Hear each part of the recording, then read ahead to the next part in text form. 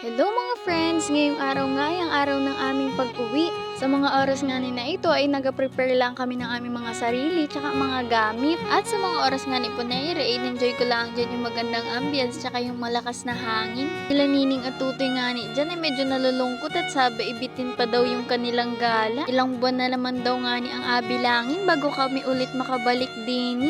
At kagabi nga ni po ay nagkaroon sila ng konting banding-banding dyan magpipinsan. Hanggang sa pagtulog nga ni po ay agik-ika na yung mga yan. Dini nga ni po ay hindi pa sila kompleto. Bukod sa mga nagadalaga at binataan na ay mga busy na din sa school. Sinulit lang nga ni po nila yung gabi at kinabukasan ay magasiuwian na din. Na kami nakakaano na ba din? Opo, Challenge na. at alas 7 nga ni po ng umaga ay nagpaalam na din kami din kay na Lula at Lulu. Sa maraming beses namin na nakapunta din sa Kanat ay iring 3 araw na iri ang pinakang memorable.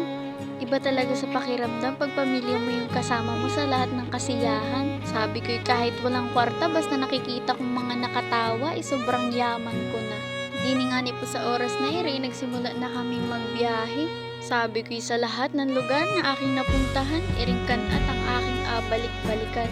Iri yung lugar na pang matagalan. O ay di paano, sa sunod na lang ulit. Bye-bye!